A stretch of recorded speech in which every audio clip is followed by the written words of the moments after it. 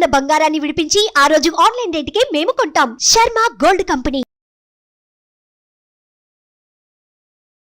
Hi, welcome to our channel. ఈ రోజు మనతో పాటు ఉన్నారు ప్రముఖ జ్యోతిష్య వాస్తు పండితులు, జ్యోతిష్య వాస్తు శిక్షణ నిపుణులు, అదేవిధంగా మహాగౌరి ఉపాసకులు శ్రీ దింటకుర్తి మురళీకృష్ణ గారు. నమస్కారం గురువు గారు. నమస్తే నాన్న. హరి ఓం శివ. రీసెంట్గా తెలంగాణ ఎలక్షన్ అయితే ముగిసింది సార్. అంటే దాదాపు 1 మంత్ కావస్తుంది. ఇప్పుడు ఎలక్షన్ కోడ్ రాకముందే ఏపీలో ఎన్నికల హడావిడి మొదలైంది. సో ఒకరు కాదు, ఇద్దరు కాదు, త్రిముఖ పోటీ ఉంది. బీజేపీ కూడా దీనికోసం ఆరాట పడుతుంది. సో ఇప్పుడు చూసుకున్నట్టయితే చంద్రబాబు నాయుడు, జగన్, అదే విధంగా పవన్ కళ్యాణ్, ఈ ముగ్గురు అయితే ప్రధాన రేసులో ఉన్నారు. సో ఒకవేళ పవన్ కళ్యాణ్ గారు టీడీపీతో పొట్టు పెట్టుకున్నప్పటికీ రిజల్ట్ ఎలా ఉంటుందో మనం వేచి చూడాల్సింది.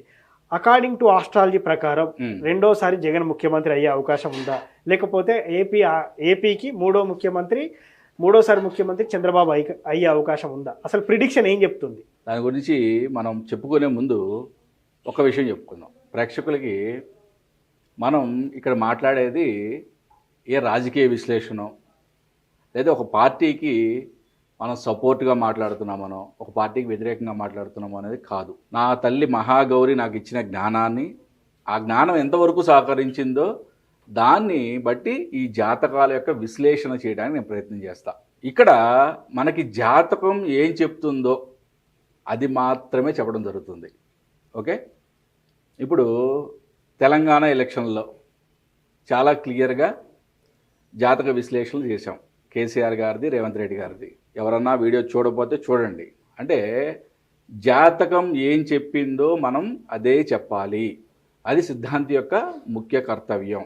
అంతేగాని రాజకీయ ప్రెషర్ వలనో లేకపోతే నాకు ఒక నాయకుడు ఇష్టమనో ఆయన గురించి గొప్పగా చెప్పుకోవడం అనేది ఇప్పుడు శాస్త్రజ్ఞుడికి ఉండకూడదు, శాస్త్రవేత్తకు ఉండకూడదు.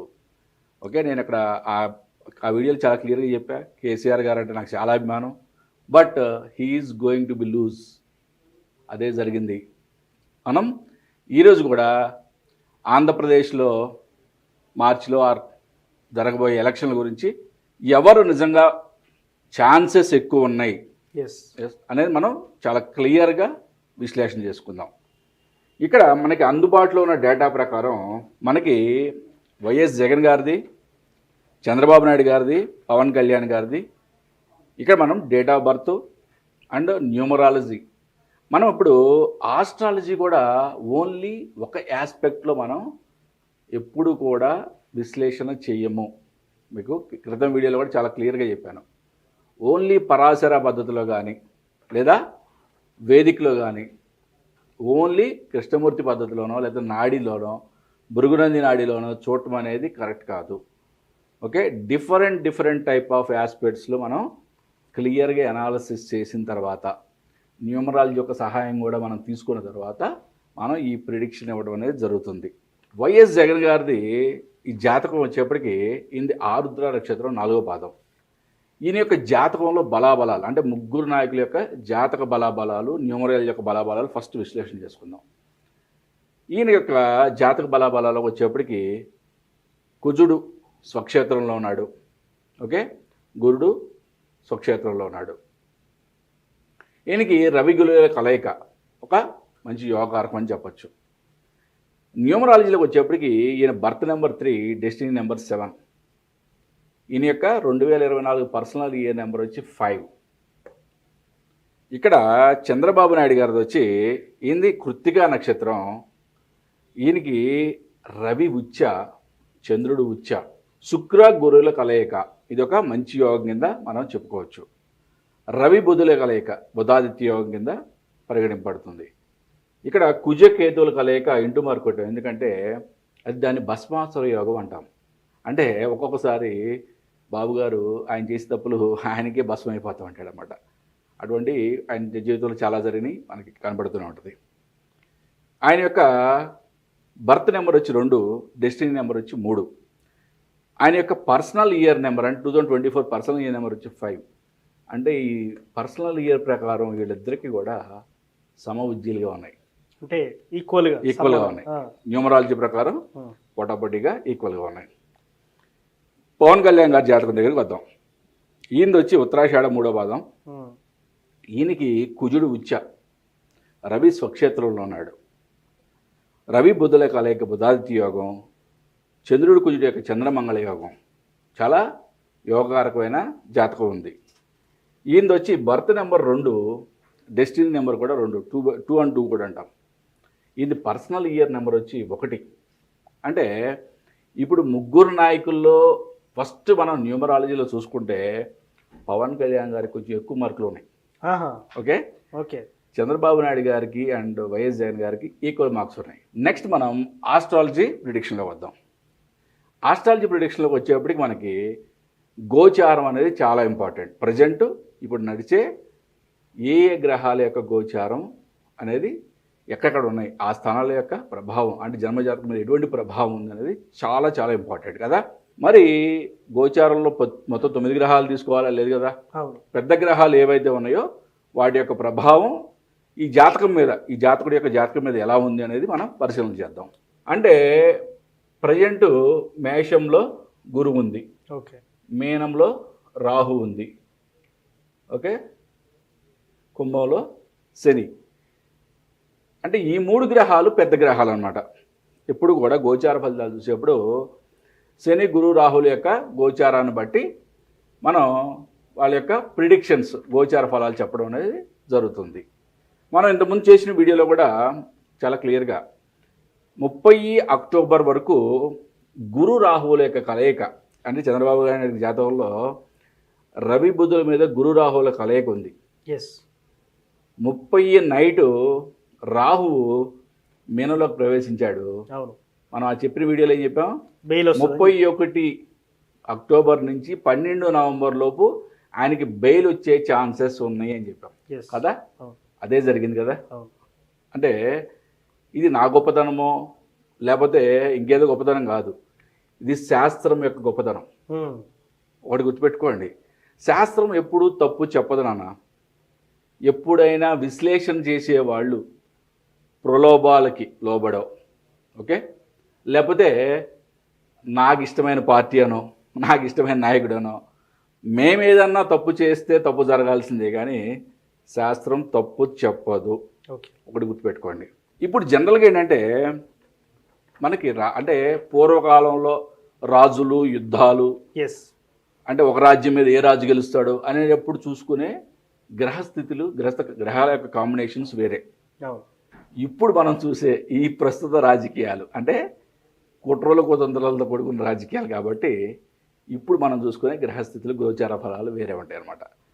ఒకప్పుడు రవి, గురుడు, కుజుడు వీళ్ళ యొక్క కాంబినేషన్ ఎంత బలంగా ఉంది అని చూసి వాళ్ళకి ప్రిడిక్షన్ చెప్పేవాళ్ళం. అంటే శాస్త్రం ఆ విధంగా ఆచరించేది. బట్ ఇప్పుడు కుట్రలు కుతంత్రాలతో ఉన్న రాజకీయాలకి శని రాహులు ఎంత బలంగా ఉన్నారని చూడాలి ప్రస్తుత రాజకీయాలకి. ఇప్పుడు మనం శని రాహులతో పాటు రవి గురువుల బలం కూడా చూద్దాం. ఎందుకంటే ఒకప్పుడు రాజరికమైన కానీ ఆ బలం కూడా ఇంపార్టెంట్. ఓకే, ఇక్కడ మనకి వైఎస్ జగన్ గారికి యొక్క జన్మజాతకానికి ఇప్పుడు గోచారంలో ఎటువంటి బలం ఏర్పడింది అనేది చూస్తే ఆయనకి రవి గురువులు ధనుసులో ఉన్నారు. ఈ గురువు యొక్క బలం 5th ఆస్పెక్ట్లో గురువు యొక్క బలం చాలా అద్భుతంగా ఉంది ఆయనకి. ఓకే, బట్ బుధుడు శుక్రుడి మీద రాహు యొక్క ప్రభావం ఏర్పడింది. ఓకే, శని చంద్రుల యొక్క ప్రభావం కూడా ఏర్పడింది. అంటే మానసికంగా కొంచెం ఒత్తిడికి లోనయ్యే ఛాన్సెస్ ఉన్నాయి. రవి గురువుల మీద గురువుల యొక్క ప్రభావం అనేది చాలా మంచి ఆస్పెక్ట్. అంటే గురుబలం ఆయనకి, ఆయన ఒక్కడే సింగిల్గా కూడా చేసే సత్తా ఈ జాతకానికి ప్రజెంట్ గోచార ఫలంలో ఉందన్నమాట. ఓకే, నెక్స్ట్ మనం చంద్రబాబు నాయుడు గారి జాతకానికి వద్దాం. ఆయనకి మేషంలో రవి బుధులు బుధాదిత్య యోగం ఉంది. దాంతోపాటు ఇప్పుడు గోచారంలో గురువు కలిసింది, అంటే చాలా అద్భుతమైన యోగకారకం. రెండోది ఆయనకి మనం క్రింద వీడియో కూడా చెప్పాము, రాహు మీద రాహు రావడం అనేది మనం చాలామంది ఇన్ఆస్పీషియస్గా ఫీల్ అవుతారు. తప్పు అంటే డబల్ రాహు అయింది అంటే ప్రాబ్లమ్స్ ఎక్కువ అవుతాయి అన్నట్టుగా ఊహిస్తారు. బట్ ప్రతి కాయిన్కి కూడా 2 సైడ్స్ ఉంటాయి. ఓకే, ప్రతి ఆస్పెక్ట్కి కూడా, అలాగే గోచారంలో కానీ మన జాతక విశ్లేషణలో ప్రతిదానికి కూడా పాజిటివ్ ఆస్పెక్ట్ ఉంటుంది, నెగిటివ్ ఆస్పెక్ట్ కూడా ఉంటుంది. రాహు కలవడం అనేది ఇనాస్పియస్ కొంతవరకు కరెక్టే, కానీ ఆస్పిరేష్ మోడ్లోకి వచ్చేప్పటికి ఆయన యొక్క శత్రు విజయం అనేది చెప్పొచ్చు అనమాట. ఆయన ముందు శత్రువు నిలబడటం అనేది కష్టం. రెండోది శని గురువుల మీద శని యొక్క బలం ఏర్పడింది ఇక్కడ. ఓకే, అంటే ఓవరాల్గా ఈయన కూడా అంటే ప్రస్తుత రాజకీయ విశ్లేషణలో కావాల్సిన బలాలు బాగా ఉన్నాయి. ఓకే, అంటే ఈ రెండుకి కూడా చాలా అంటే ఇద్దరు సరిసమానంగా ఉన్నాయి. మనం నెక్స్ట్ మనం పవన్ కళ్యాణ్ గారి దగ్గర మరి ఈయన యొక్క న్యూమరాలజీ కూడా వచ్చి 2 and 3, పర్సనల్ ఇయర్ 5 చెప్పుకున్నాం మనం. ఓకే, మరి ఈయనకి వచ్చేప్పటికి రవి చంద్ర ఉచ్చ ఉంది. ఓకే, శుక్రుడు గురువు కలయిక, రవి బుధాదిత్య యోగం ఉంది. నెక్స్ట్ మనం పవన్ కళ్యాణ్ గారి దగ్గరికి వద్దాం. ఓకే, ఈయన ఉత్తరాషాఢ 3వ పాదం. ఈయనకి కుజుడు ఉచ్చ, ఓకే, రవి స్వక్షేత్రం, రవి బుధుల అంటే కలయిక అంటే రవి బుధాదిత్య యోగం, చంద్రుడు కుజుడు చంద్రమంగళ యోగం. Okay, 2 and 2 code. ఇప్పుడు ఈయన చూద్దాం అసలు శని రాహుల యొక్క బలం ఏ విధంగా ఉంది. ఈయన జన్మజాతకంలోనే రాహు శని 5 ఆస్పెక్ట్లో కలిసి ఉన్నాయి. ఓకే, కోణంలో ఆల్రెడీ కలిసి ఉన్నాయి. అంటే ఈయన పుట్టుకతోనే రాజకీయ నాయకుడు. ఓకే, ఓకే, అంటే పుట్టుకతో మీన్స్ 30 years దాటిన తర్వాత వీళ్ళని రాజకీయ నాయకుడు అంటాం అన్నమాట. అంటే జన్మ జాతకాన్ని బట్టి.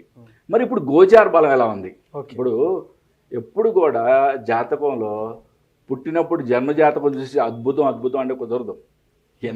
ఎటువంటి మహాచక్రవర్తి అయినా కూడా ఒక్కొక్క రోజు ఓడిపోతాడు ఇంకొక రాజు, చిన్న రాజు చేతిలో కూడా. అటువంటివన్నీ కూడా గ్రహస్థితుల మీద మాత్రమే ఆధారపడి ఉంటాయి. ఓకే, మరి ఈయనకి ప్రజెంటు గురు రాహు శని వీటి యొక్క బలం ఏ విధంగా ఉంది?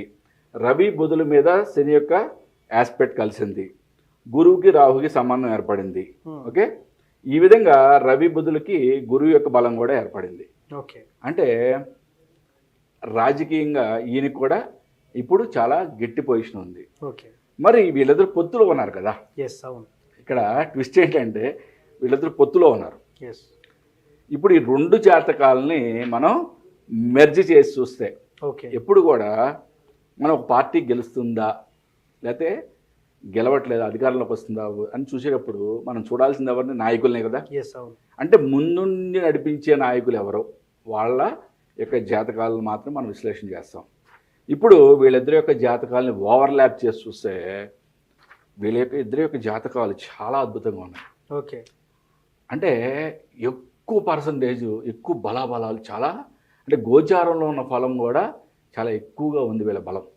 అంటే ఇప్పుడు ఇద్దరికి చూస్తే ఎవరికి ఎక్కువ మార్క్స్ ఇవ్వచ్చు అంటారు? ఇప్పుడు ఇద్దరు కలిసే పోటీ చేస్తున్నారు కదా, అందుకనే ఇద్దరిని ఓవర్లాప్ చేసి చూస్తాం. అంటే ఇప్పుడు ఇక్కడ వైఎస్ జగన్ గారిది, సిబిఎన్ చంద్రబాబు నాయుడు గారిది పోటాపోటీగా ఉంది జాతకం. పవన్ కళ్యాణ్ గారిది కూడా కొంచెం అటు ఇటుగా ఆయన కూడా అంతే బలం ఉంది. బట్ ఈ 2 కలిసినప్పుడు చాలా అద్భుతమైన యోగకారకాలు ఏర్పడినాయి. అంటే ఈ 2 జాతకాలు కలిసి పోటీ చేస్తుంటే గెలుపు వీళ్ళకి తథ్యం అని చెప్పచ్చు. అంటే ఒకటి చెప్పగలం, అంటే దీంట్లో అద్భుతమైన ట్విస్ట్ ఒకటి ఉంది మళ్ళీ. అంటే చంద్రబాబు నాయుడు గారు పవన్ కళ్యాణ్ గారి కూటమి గెలవడం ఒక ట్విస్ట్ అయితే ఒకటైతే, ఆ జాతక విశ్లేషణ అయితే, ఇంకొక ట్విస్ట్ ఏంటంటే పవన్ కళ్యాణ్ గారికి ఐదర్ సీఎం లెవెల్ పోస్ట్, అంటే డిప్యూటీ సీఎమ్మా లేకపోతే సీఎం సీట్ని షేరింగ్ చేసుకుంటారా అనే రాజకీయ విశ్లేషణలో పోవట్లా.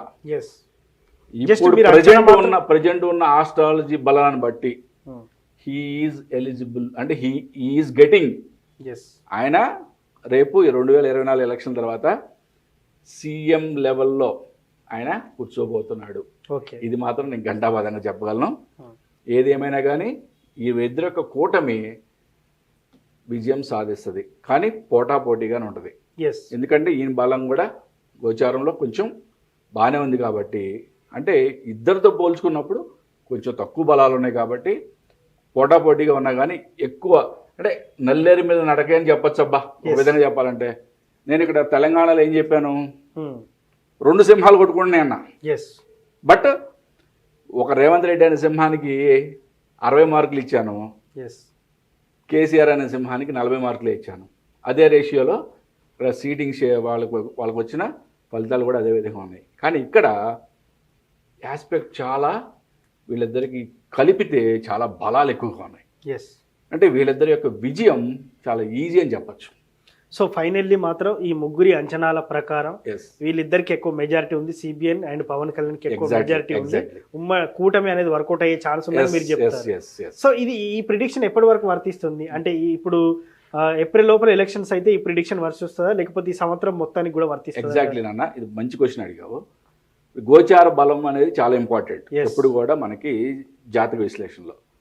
ఇప్పుడు గురువు యొక్క గోచారం మేషంలో 30 ఏప్రిల్ వరకు ఉంటుంది. ఓకే. ఫస్ట్ మే నుంచి మనకి వృషభంలోకి మారుతుంది గురువు. ఎస్. గురువు యొక్క సంచారం మారుద్ది. అంటే గురువు యొక్క బలాబలాలు కొంచెం అటు ఇటుగా అవుతాయి. ఓకే, కొంతమందికి ఇంకా ఫెచ్చింగ్ అవుద్ది, కొంతమందికి కొంచెం తక్కువ అవుతాయి. బట్ మనకున్న అవగాహన బట్టి 30 ఏప్రిల్ లోపు ఎలక్షన్లు జరుగుతాయి కాబట్టి నేను చెప్పిన ఈ ప్రిడిక్షన్ అనేది ఇదే జరుగుద్ది. 30 ఏప్రిల్ తర్వాత కనుక ఎలక్షన్లు జరిగే ఛాన్సెస్ నాకు తెలిసేది లేవు. అటువంటిది ఉంటే కనుక మనం ఒకసారి మళ్ళీ మాట్లాడుకుందాం తప్పకుండా. Thank you sir. ఏపీ రాజకీయ విశ్లేషణ గురించి చాలా చక్కగా వివరించారు. Thank you so much. నమస్తే నాన్న. హరి ఓం శివం. సో చూశారు కదా, ఏపీ హారోస్కోప్ ప్రిడిక్షన్ ప్రకారం చంద్రబాబు నాయుడు, పవన్ కళ్యాణ్, అదేవిధంగా జగన్ గారి జాతకం ప్రకారం చూసినట్టయితే ఎవరు ముఖ్యమంత్రి కాబోతున్నారని చెప్పేసి ప్రిడిక్షన్ వేస్తే మనకు అంచనాల ప్రకారం చెప్పారు. సో ఇది జరగబోయేది ఏప్రిల్ లోపల మాత్రం ఈ ప్రిడిక్షన్ వర్తిస్తుందని చెప్పొచ్చు అని కూడా గురువు గారు చెప్తున్నారు. ఇది వాటి కార్యక్రమం. మరో కార్యక్రమంలో మళ్ళీ కలుద్దాం. Thank you.